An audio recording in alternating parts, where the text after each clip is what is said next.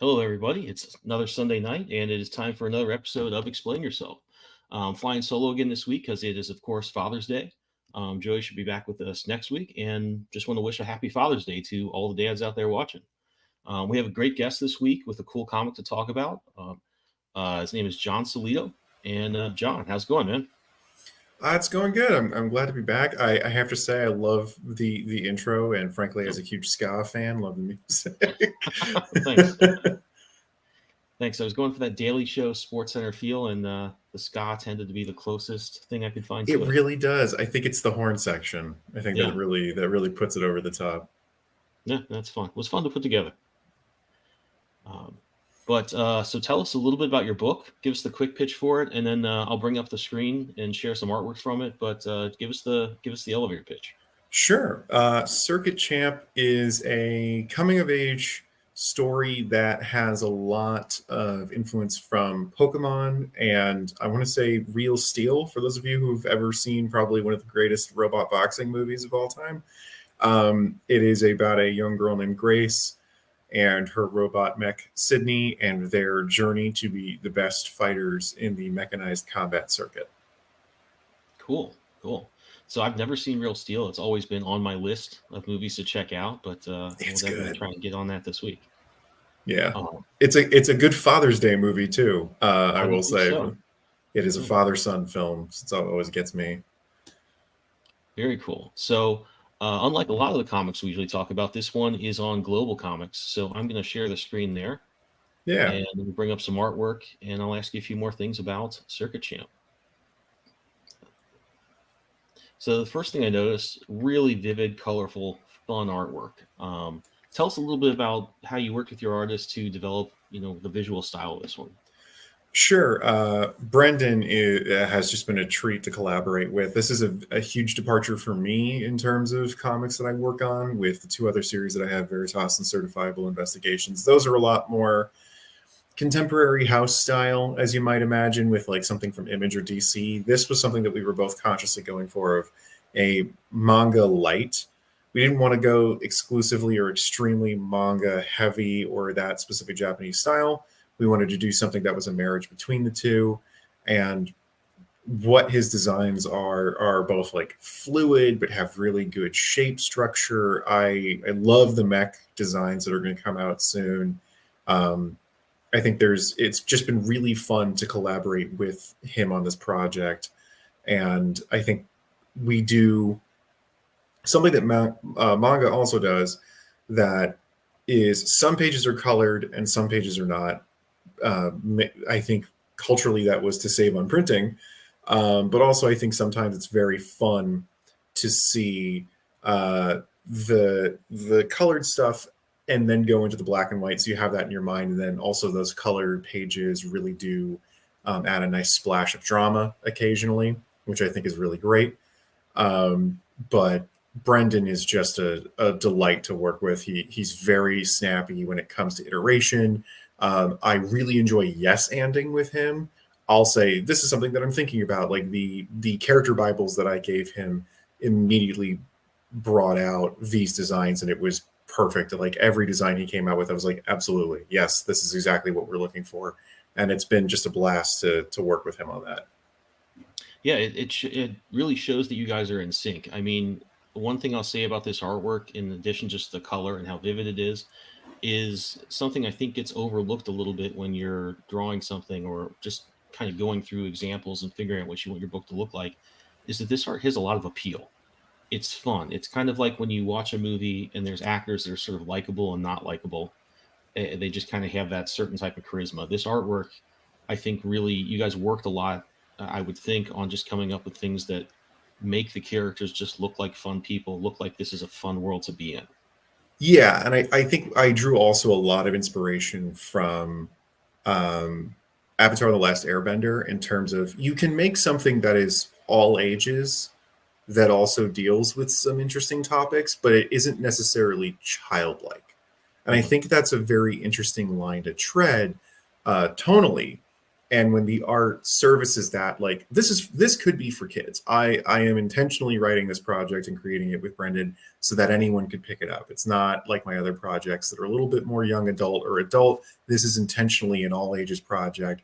And with that in mind, we're like, we don't want to draw something that is too realistic, because that will kind of be take the fun out of it, like you say. Mhm. Something a little bit more whimsical, a little bit more animated, a little bit more um, imaginative, makes it more approachable and appealing to a younger audience, as well as older audiences can get behind it. Like, I know tons of elder millennials like myself who love Avatar: The Last Airbender, despite the fact that it's a cartoon, or the Into the Spider Verse movies are for all ages. Those are Mhm. beautifully fun and artistic films that, just because they're animated, do not mean that they are just for kids. And I think pushing that button and that boundary occasionally is always really fun to do, to kind of reintroduce people to things that they might not have picked up initially.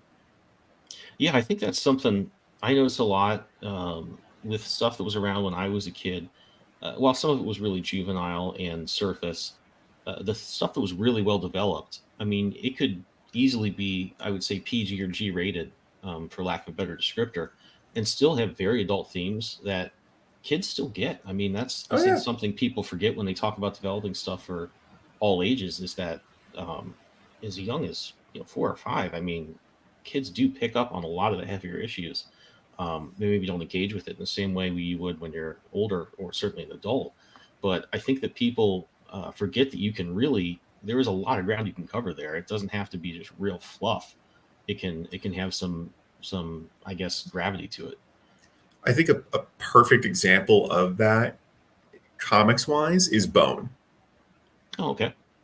Bone is, I think it's published now by Scholastic, but Bone is very much a silly, very Disney looking comic, but is an adventure story that whenever I pick it up and read it again, I'm like, yeah, there's some fun, there's some like Looney Tunes humor in this, but it is a genuinely well crafted, constructed story.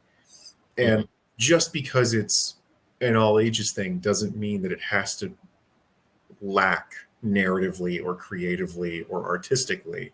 It can have its value in so many ways. And I think that is kind of the difference of people who make comics for kids and they just think that it's basically SpongeBob. Hmm. So, just jokes, laugh a minute, joke per second, versus something like Avatar: The Last Airbender. And when we look at manga, a lot of the stuff that kids pick up when they're younger, especially in manga, it has heavier tones to it. Like, one of the things that I was watching when I started writing Circuit Champ was Hajime no Ippo, which is a boxing anime. And it's been a manga for 30 plus years. And it's not overly complex. It's about a high school student who is learning to be a, amateur boxer, but it doesn't pull any punches. It doesn't say like, oh, it's a high school student. It's not really serious, or it's not overly serious like something like weirdly like Riverdale is. It's just right in that sweet spot of like, this is very realistic in terms of how this person would react or how emotional this is. And everyone can kind of relate to struggling and feeling upset at maybe winning or losing, or running into somebody who doesn't share the same values as you. And I think that's kind of what we wanted to show even with Circuit Champ, was when Grace encounters Jacques. Grace is a very upbeat, I want to have fun, I'm here to enjoy the entire sport of this thing. And Jacques is a guy who takes this way too seriously. But to him, you need to take it seriously. And kids encounter that occasionally, and that's realistic for even adults. Of just like, you're having a good time playing pickup basketball, and there's one guy out there who's like, man, if only I hadn't blown out my knee, Yeah. And that's kind of, everyone kind of encounters that when they're playing a game.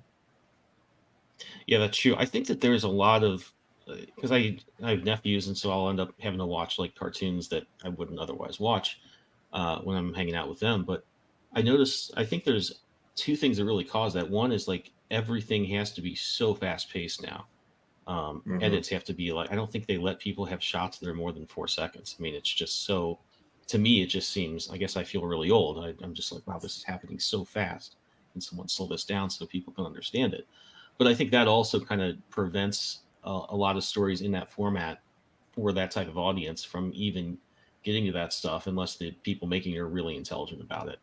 And I think that at least when you're writing a comic, you have so much more control over that, and it makes it a lot easier to control, your pacing, your how everything looks, how everything moves, because you don't really have to show it; you can suggest it. So Yeah, very cool stuff. there's a Oh, sweet go ahead. spot with that I agree with, and I think it's respecting the reader's time. Hmm. It's, not everything has to happen. One page doesn't necessarily need to be a story beat every page, but you can't just circle the plane. You have to land it at some point. Hmm.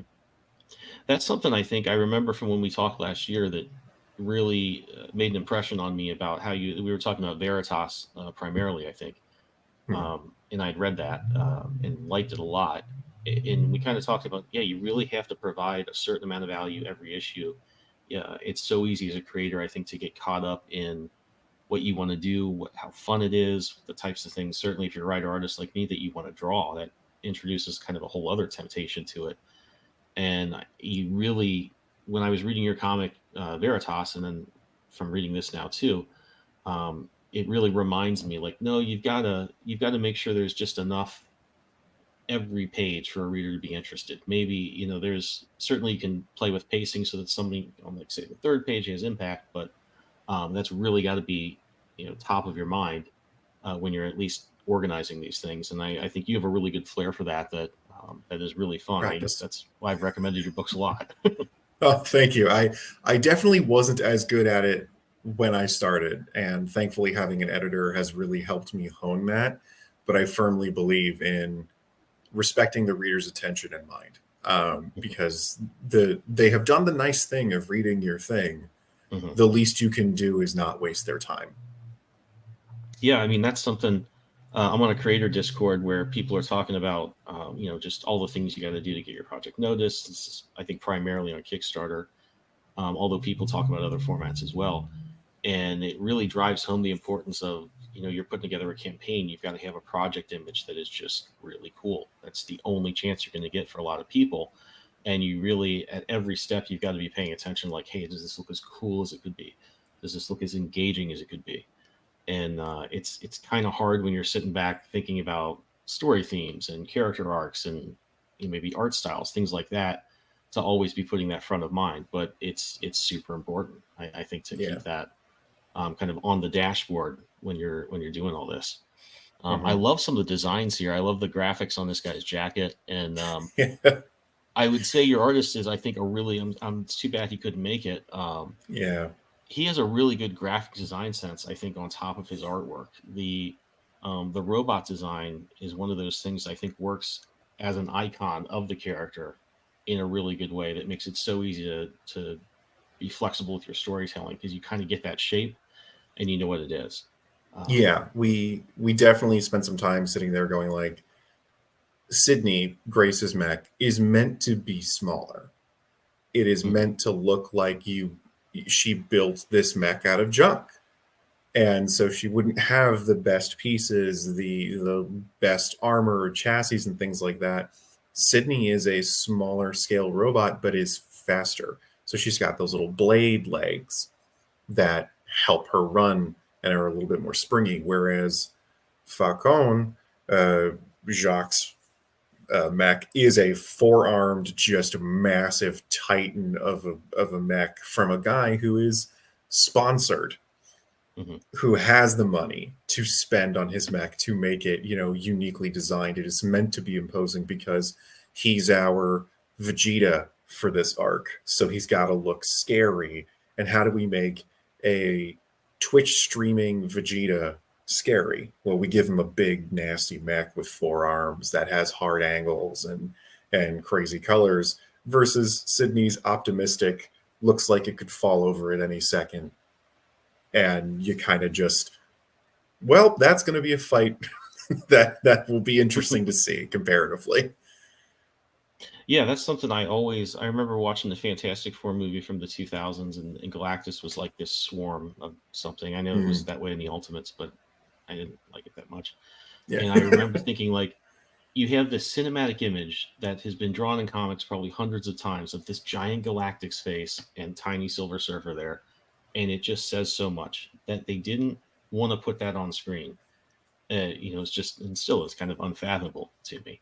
Yeah, That's something I think is really important. And I've messed this up a lot of times with my books. Is I've kind of had villains I had a cool idea for what they would sort of be based on, and they'd be really blocky and this and that. And I realized that I had them doing some things in the story, and certainly doing them at different vantage points from the camera where they'd be small or they might just be silhouettes, and it would be something where they couldn't be that blocky because it was just this big mess of a shape and you wouldn't know what it is. And yeah. that's something you got to tie that into your story in the way that I think you're talking about doing. Thanks. Very cool. So love the artwork here. I love the character designs. You mentioned Vegeta before. Is that a Dragon Ball guy? I'm going to really date Yeah, myself here. Okay. Vegeta is the first major villain of Dragon Ball Z, who is just a very uptight, self-important individual. And we went for a guy like for Jacques, who is a guy who basically goes to what is effectively county fairs to get Hmm. his official wins. He's kind of, I don't know if you're familiar with this term. This is a thing in online gaming. He's pub stomping. He's going to low level servers and kicking the crap out of lower level players Okay. to up his ranking. Pub stomping. Okay. Yeah, It's I do a not play a lot of cheap games. it's a cheap move, and it's generally perceived to be as kind of a scumbag thing to do because like you're way overpowered to go to this tournament where it's like the best guy has like been playing only for a month and you've been playing for Hmm. 2 years. This guy's like really good at what he does. He's very good at mech fighting, but he's gone to like a nowhere town fair to just get an easy victory. Hmm. And Just pumping he's up his kind of stats and yeah, he's just reputation. trying Okay. to he's trying to inflate his stats, and he needs 10 wins to make it into the official circuit, and technically this place qualifies. He's not discerning. He's not trying to make himself look good. He's just trying to win. And Hmm. that's also putting forward kind of the concept of poor sportsmanship. Yeah, Yes, absolutely. technically you could do this. Is it nice what you're doing? Are you being a kind of a jerk? Do you understand that like you're probably maybe better than some of these people and you're lording it over them? Or could you at least be kind of nice that you've shown up in this small town and you're going to destroy them? And just trying to drive home the difference of Grace immediately goes and makes friends with the other mech fighters. Hmm. That she's fascinated by their designs. She has a good time talking to them. She's very complimentary. She's a good sport. She's enjoying what she's doing versus this other guy is no, this is a means to an end. Hmm. Well, And I that assume he's treating all the people around him similarly as a means to an end, and she's interested in exactly them and on their own merits. right. And as someone who played a lot of sports when I was younger, the value of sportsmanship was always something that I was taught from my dad and my coaches and things like that. And I like this is a very easy way of not beating it over the head of the reader of this is what a good sport looks like and this is a bad sport. Yeah, I don't have absolutely. to I don't have to say it word for word. Brendan does a great job with facial expressions, posture, visuals, um, panel mapping, and subtle treatment. And I was Hmm. very thankful that my editor kind of picked up on that and was challenged me in a couple other ways to be like, we can do this a little better. Let's give this a shot of like, okay, I see what you're going for. This is maybe too verbose. He wouldn't say that. Or, oh, is that the insult he's trying to do? Okay, let's focus on the insult instead of some of the banter to make the insult really slide home. And that was how it was great in getting the message across. Yeah, and I think it's something that works because we're so familiar with. I always like that manga has so many more sports stories. It's sports are so dramatic. Yeah. It totally works. It's a really fertile ground to set a story in. And I think we've got some comics I've seen more and more that kind of do versions of MMA fighting are sort of like takeoffs on something like Bloodsport or Kickboxer, where there's a tournament set up and you got like a Mortal Kombat ish situation. But that stuff, that's a really good scenario. It's as good as any of your standard sort of out of the box superhero Yeah. setups. It's just got a built-in sense of drama. It's got a built-in sense of structure. And I think one of the other nice things about it is we're all kind of familiar with, you see an arena and two fighters. You kind of read the dialogue of the announcer, and you're like, okay, I know how this goes. You don't have to explain a whole lot of what's going on unless it's just super important. If there's some Right. unique rule that's going to be a really good storytelling point, you can just kind of fast forward that. And I think that's something I'm always looking to find ways to do is cool ways to jump, to move, to cover ground faster.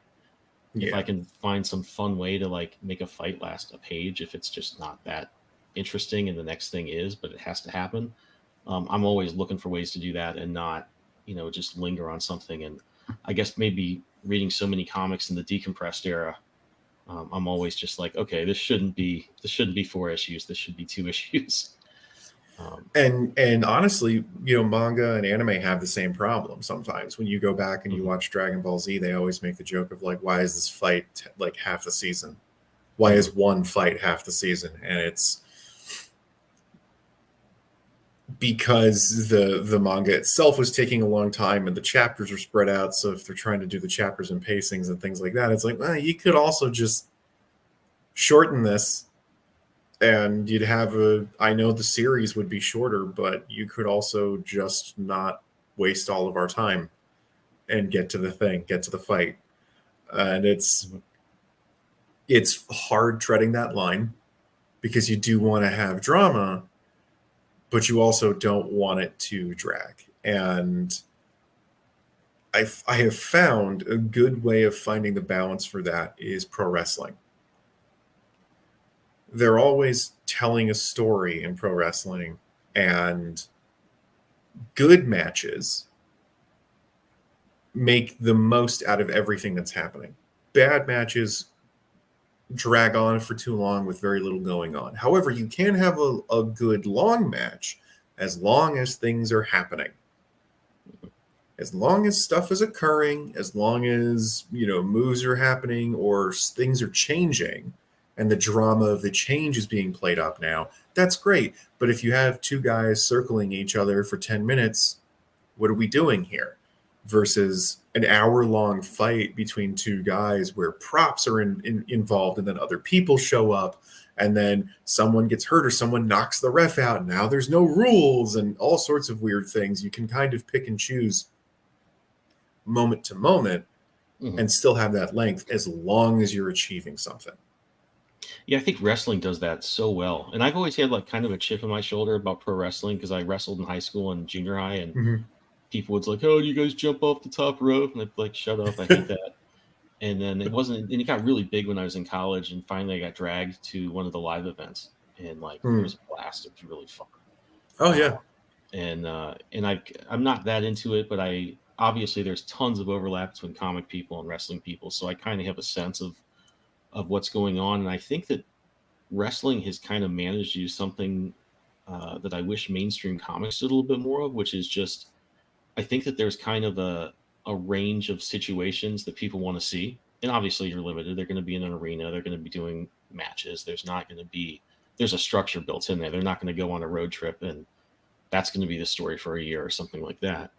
yeah, It's going to sort of be two guys doing this and then something else happens. But I think that wrestling always has done a good job of like working within the boundaries of what people want to see and then finding ways to make the writers be creative within that boundary.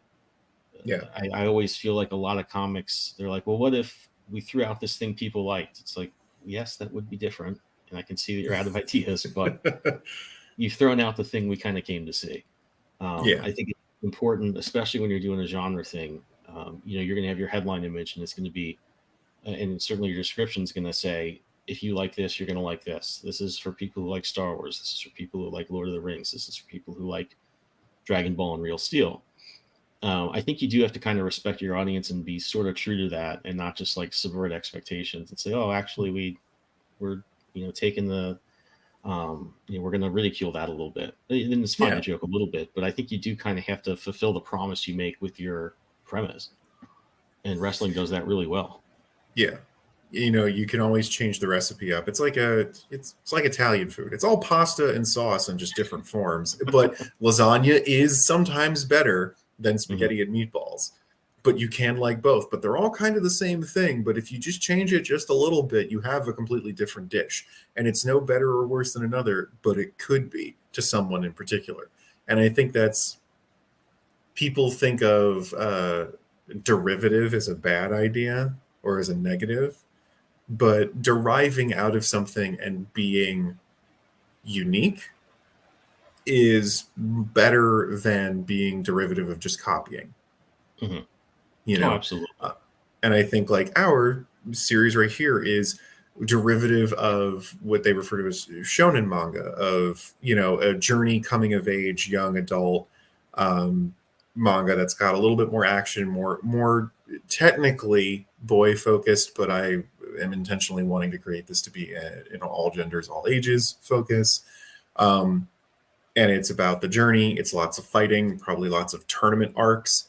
That is derivative of shonen. However, if we change it up to be a different setting, it's kind of unique because it's got some more Western comic sensibilities. It's its own thing. And that's, again, now we have, stuffed shells and not lasagna. It's kind of the same mechanics, but it does deliver the same good taste that you always like. That's a great way to describe it. And I think that's probably a great note to wrap up our sort of creative question part of this. We're going to take a quick break, and I'll come back and ask you some things about. You have this on Global Comics, which is a cool format, and we will talk a little bit about that in just a minute. Sure. Click that mouse and warp into All Ages of Geek's website, your ultimate portal to everything geek culture. Here you'll find articles that speak your language, from the latest anime buzz to the coolest tech trends. Our mission? To celebrate geekdom in all its glory. Whether you're a gamer, a comic enthusiast, a 90s kid, or an anime aficionado, we've got something for you. Dive deep into them with All Ages of Geek.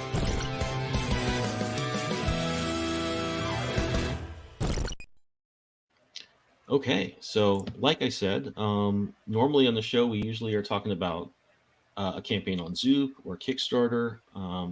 Discuss the direct market a little bit, but Global Comics is a big emerging platform. I hear a lot about it. I've been checking it out more and more.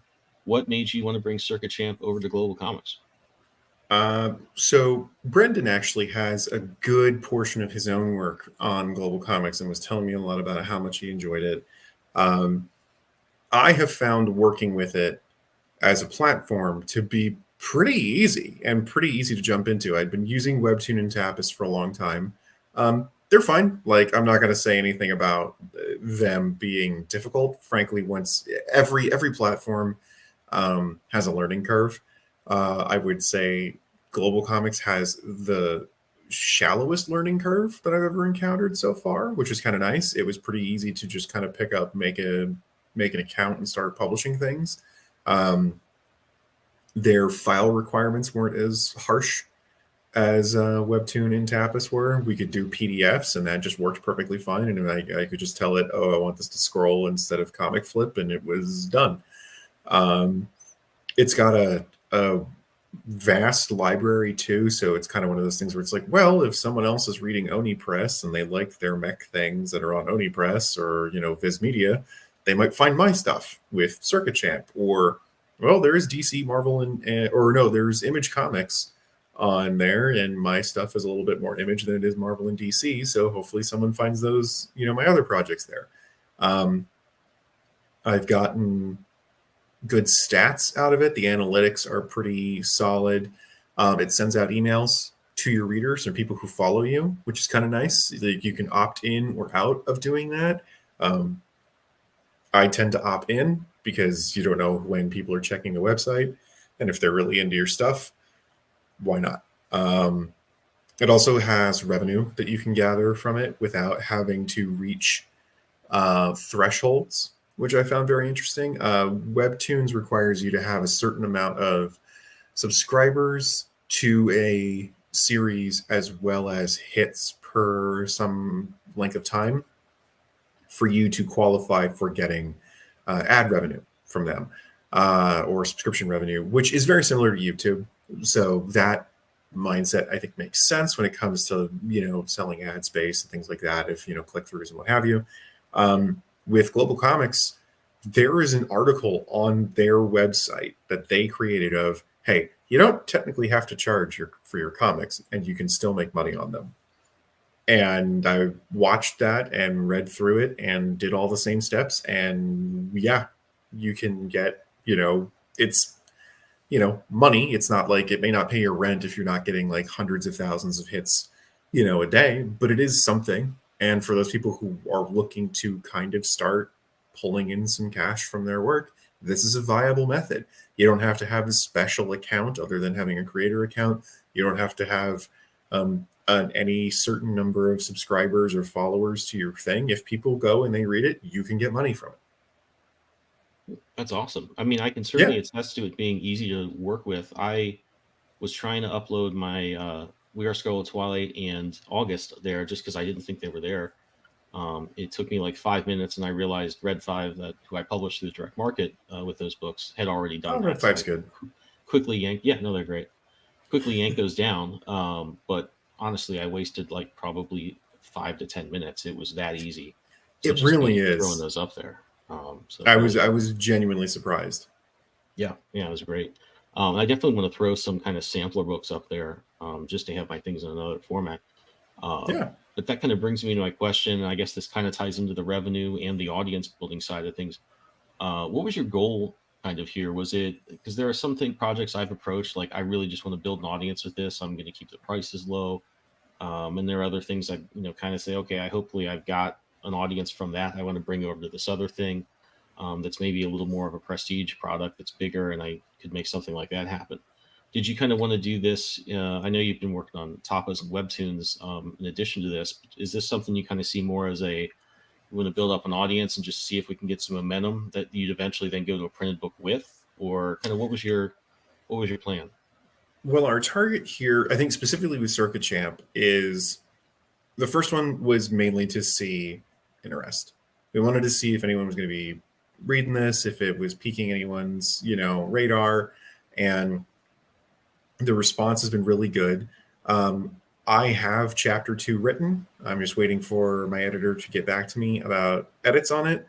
And then Brendan and I will be working on a Kickstarter for chapter 2, where you can get digital PDFs of both chapter 1 and 2, as well as some stickers and some other physical goodies. Because what we want to do is build basically the digital library for it on here, and then sell physical copies of the volumes.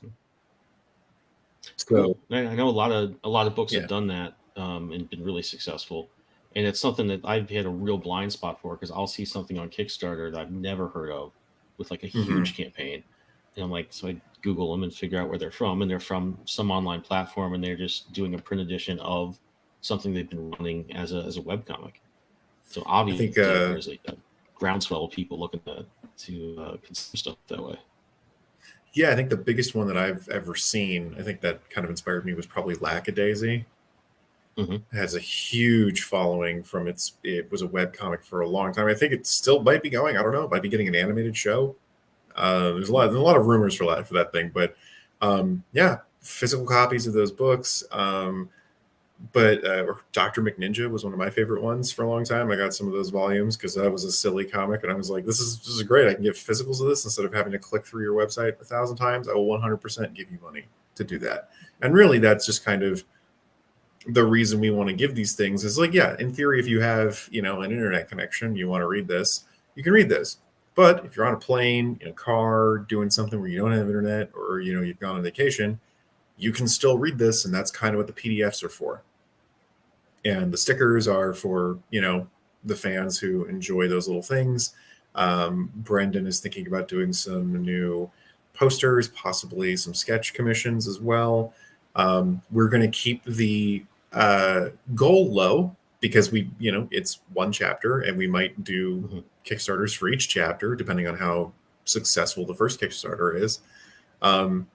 but also we don't want to, we don't want to break the bank on anybody with this. We're just going to be giving out digital chapters. There's going to be also a digital tier where we're going to put in some more of our own work. Oh, cool.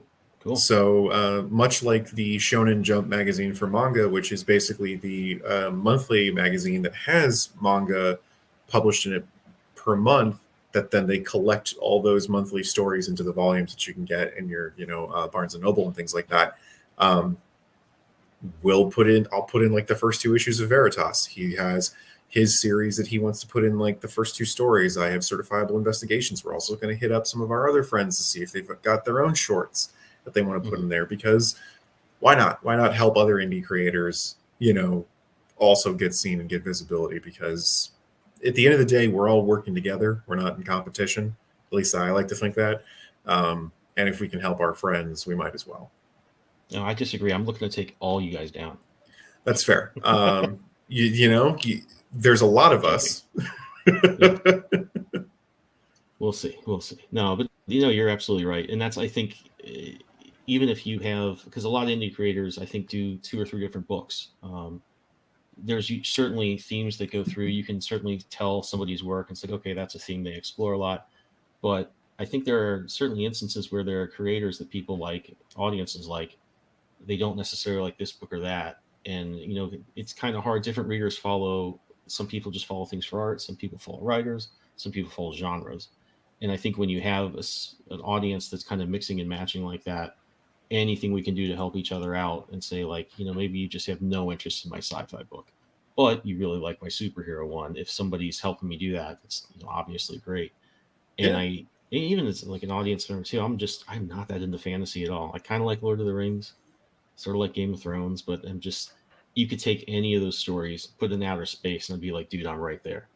And I think that's something that it's silly and it's kind of dumb, but at the same time, if we can all help each other out and just getting that stuff in front of people, and somebody's like, oh wow, I was reading this robot book, but I've kind of been in the Star Wars mood. I'm really glad I saw this book from this other creator, is an awesome thing to do.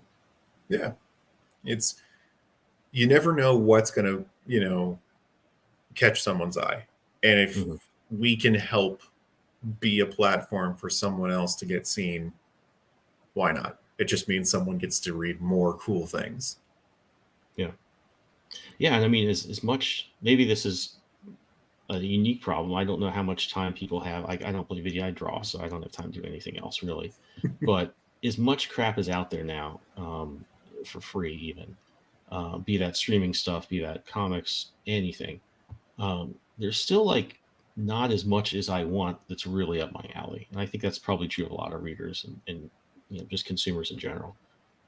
So it's really important to just, I think people are looking for that one book that's going to scratch that itch they've had, or they've like, I've been on a really big G.I. Joe kick. Is there a book kind of like that, but not that? There certainly is a way to do that. And I think that's another cool thing about being on Global Comics is it does recommend, I think, stuff that's similar based on content, genre, all that stuff, right? Yeah, it does. I think at the bottom of each series page, right there, there's some recommended titles by similar tags. Cool. Which is great because normally you don't really get those from other sites, but it kind of puts you right along other creators of the same caliber or level. And who knows, again, that could be someone's new hyperfixation the second they, jump down 30 stories or, chapters or whatever. And good, it should be. And if we can help be that gateway, we'd love to be. Yeah, awesome. Well, dude, this has been really interesting to talk about. I love this platform. I've really been interested in it lately. I kind of want to throw some stories up there in the near future that will hopefully bring people back to my other projects. But I think that what you're doing is, I think, increasingly a really good pipeline beyond just what a lot of people are doing. And what I do is kind of just Kickstarter, direct market, collection, and that's kind of your steps. This is, I think, a really good way to do things as well. Sort of start off with this, just build the audience, take that over to Kickstart for people that want the printed versions. Thank you. And we're Crossing our fingers. We hope everyone's enjoying it just as much as we have, enjoyment making it. Cool. So just so we know, you are probably going to do a Kickstarter for this at some point. Yes, we haven't locked down a date. It will be this year. Okay. We just want to make sure we have all of our ducks in a row before we, formulate a formal time frame. But part of preparing for that is talking with folks like you and I are doing right now to get people excited about it and talk more about the project. Um, and I think Brennan and I were also discussing having some streaming time when the campaign was going where he and I talked about the comic while he was drawing it Oh, cool. and talk about like the process of making it and what collaboration's like, because that's kind of the thing you don't learn or hear much about when you want to like get learning about comics and how to make comics. It's what's collaboration like? How do two people who do different things or have two different skill sets come together about this, or what was the thought process behind it, and just try to show people that there's more to it than just two people had an idea and now there's a thing, and have fun just chatting with the folks who are excited about it.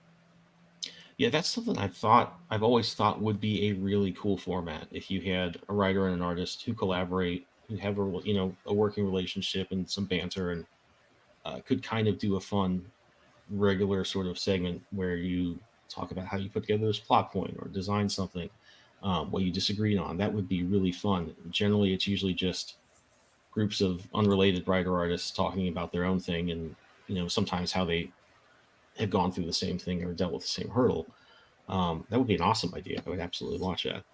Yeah, there's always that conversation of people like, oh, you don't want to see how the sausage is made. It's like, well, we don't want you to see exactly how we grind up the pork, but sometimes it's cool to see me cook a bratwurst.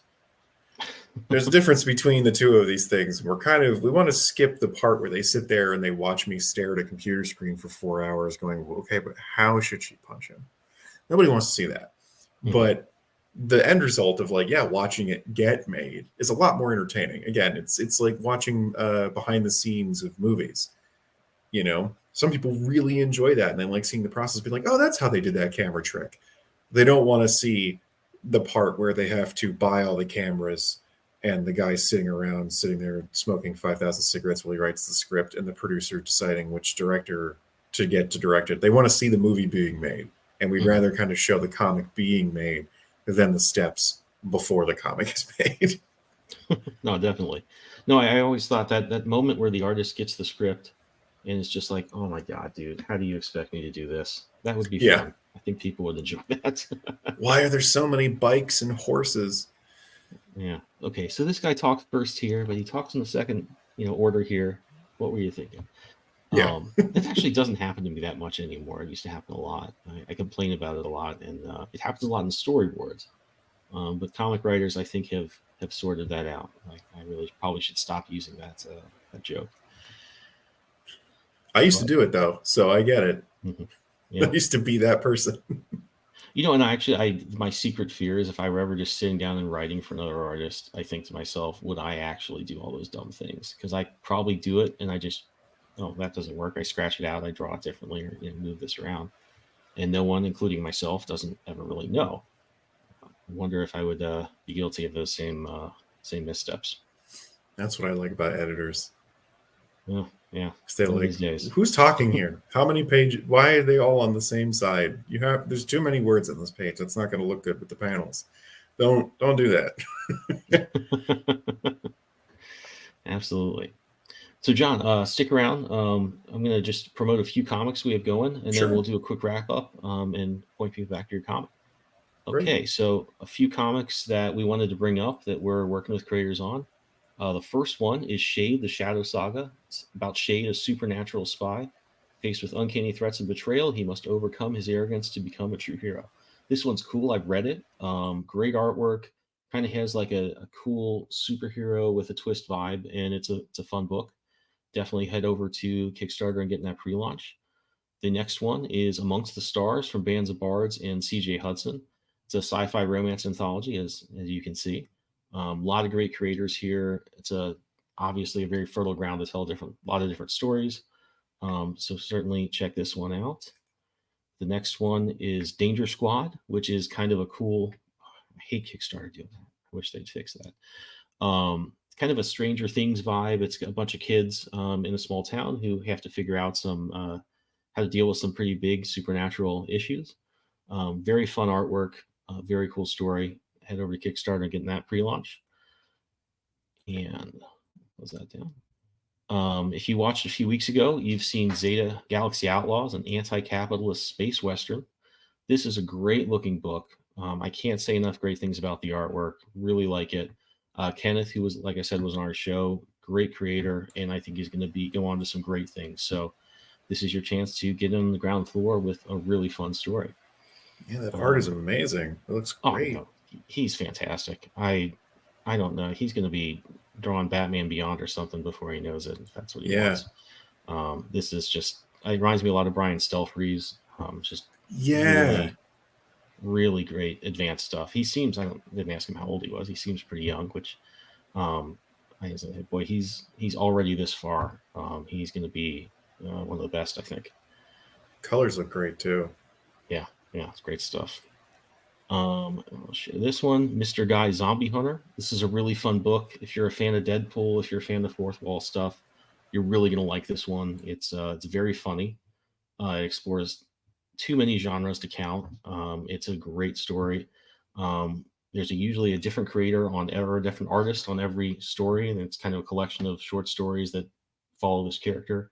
Can't say enough good things about this one. It is a lot of fun, and you can also get my cover, which is the standard cover for this one.